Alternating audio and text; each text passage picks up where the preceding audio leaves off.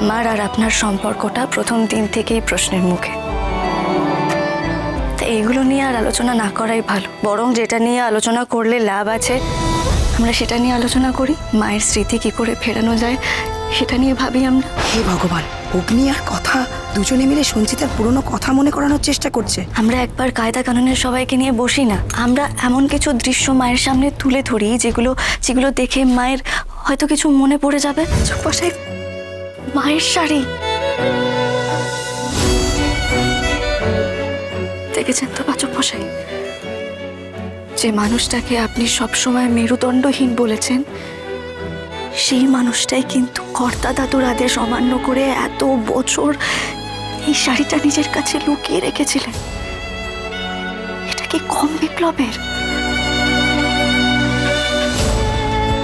পাচক মশাই, আপনি আপনি আপনি ভাবতে পারছেন এই শাড়িটা আমাদের কতটা কাজে লাগবে? জানি না এটা তোমাদের কাজে লাগবে কিনা, তবে এটাকেই আঁকড়ে ধরে আমি এত বছর বেঁচে আছি।